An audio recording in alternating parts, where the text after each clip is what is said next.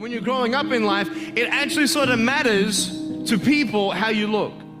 And then it matters to you because it matters to others. Why? Why does it matter how you look? Because if they don't like you, then who will? If they don't accept you, then who will? And the fear that we have is that we're going to be alone. There are some things in life that are out of your control that you can't change, and you got to live with. Are you going to believe? Are you going to believe in yourself? Are you going to believe everybody else's judgment on you? Are you going to believe people when they say that you're a failure?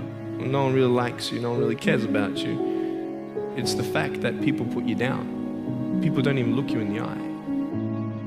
I was actually born in Australia in 1982. And my mum was actually a nurse, so she knew all about pregnancy and delivery, and she was actually in charge of the birth suite of hospitals in Australia.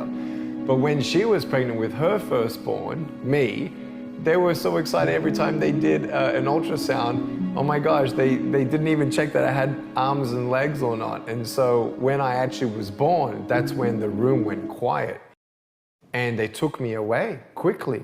And my mom's like, what's going on? And my dad, he walks out of the room, what's going on? He says, my son, he has no arm. He said, no, your son has no arms or legs, and we are so sorry. He will not walk, he will not go to school, and we're sorry that you did not have an opportunity to abort your child. And so my dad and mom, they consolidated, they obviously wept, and then my dad wanted to say to the doctors, I want to go see him, because they wouldn't let my mum see me at that time. He unwrapped me and he said, he's beautiful. And so I had a loving home from the day one. My parents, they loved me, they encouraged me, they believed in me, they told me every day that I'm beautiful the way that I am. And when I asked them what happened, why was I born this way, they said, well, we don't know why, but there's a greater purpose. And it was so hard, man. I thought to myself, what kind of purpose do I have to live? I mean, are you just here to live to die? I mean, is there not a purpose for me? Is there not a purpose in life? So many people came up to me and said, Nick, I don't have a purpose. I don't know what to do in my life. If you went through your life full of pain, full of tears, and at the end of your life, you actually saved somebody's life, is your life worth living? Is the pain worth someone's life? If you could actually save somebody, can you imagine? If you actually saw somebody nearly get run over a car, you dive and get them out of the way of the car, for instance, an example, would that be worth living? You save somebody's life. Let's say that you have a problem in your life and you want to give up now. Imagine if someone 10 years older who's gone through the exact same thing that you have actually got through it and came to you and said, you know what? I know how it feels. I've been there. I've been going through what you're going through now, but I'm still here. Would that not encourage you? Could that possibly save your life? Yes. Is that not a purpose worth living for? And that's why I believe in you, because that is the greatest purpose. It's to love. I love people because there is freedom and power in loving people. You have a choice every day you come to school to either tease somebody, gossip about somebody, or you can go up to them and encourage them. You can go up to somebody and say, hey, you're looking good today. When you ask them how you're doing and they say okay, and you know they're not okay, you can say, no, really, how are you doing? Someone only takes 2 or 3 seconds to tell you something negative, but then you need to understand, what am I going to do? Am I going to let that echo in my mind and start believing that echo? Or am I going to say, no, I'm not defined by how I look. I can't do this, but I can still do that. And so that's the battle in the mind that I feel like everyone goes through, whether you have arms and legs or not. Some of us are disabled with a crippling self-esteem. It's not about how weird or different or unique we are. It's about who we are on the inside. It's not about the skin. It's the uniqueness and different person I am and what I can offer. And when you judge someone by the cover and you don't open the book, you miss out on a good friendship. And so I was dealing with bullying, and bullying has always been around.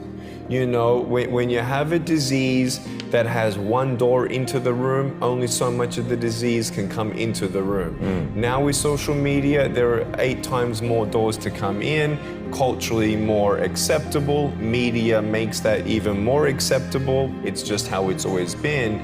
Bullying is rampant, and in America, I've been able to speak in front of 3 million teenagers, and we've actually done in front of 290 schools anonymous surveys, and I ask them sensitive questions.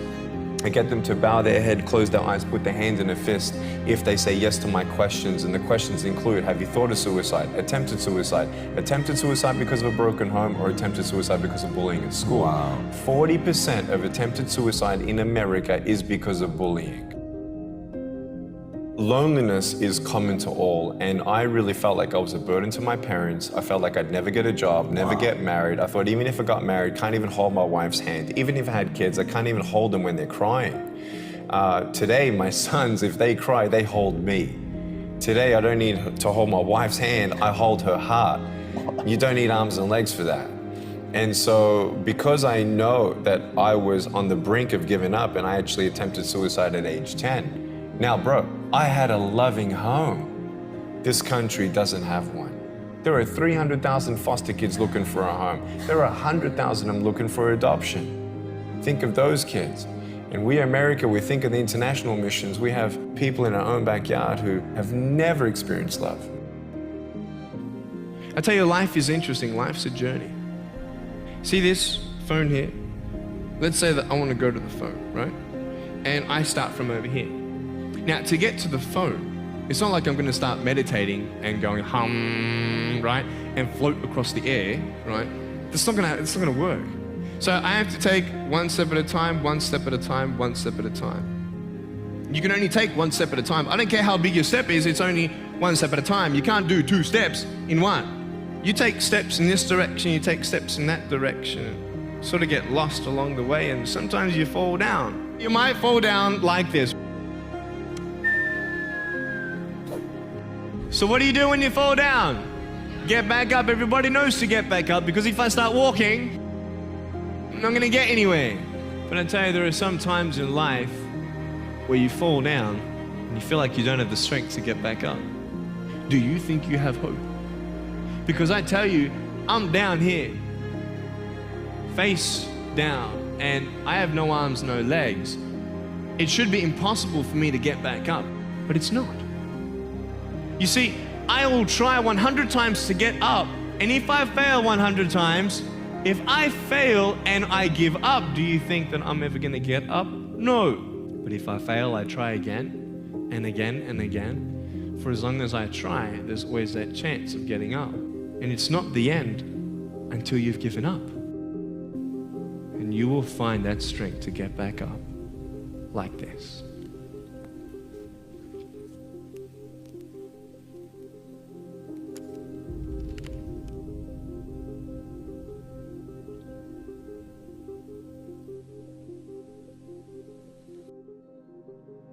I don't like the word failure or success as much as valleys and mountains. After every mountain peak, there's another valley. And you keep on going from success to success. I'm a spiritual man, and so apart from prayer and believing that God gives me faith and purpose and help, I actually ritually write out the things that I'm still thankful for. Believing in heaven and having forgiveness and peace with your Creator God is the most important thing. Money comes and goes. Because I've been faced with so many obstacles, I don't see obstacles as barriers, I see obstacles as opportunities. If you look at something and there's 3 reasons why it's not gonna happen, my mind's already thinking of the 4, 5, 6. 6 angles always, not just 3. People stop at 1. Some stronger people stop at 2. Very strong people stop at 3. But the people who are used to barriers in their life go to 4, 5, 6. Only 3 things you could share with the world. Your 3 lessons to the world, I call 3 truths. What would be yours? Truth number 1, you're beautiful just the way that you are, and you have value. Number 2, you've been created and designed for a greater purpose.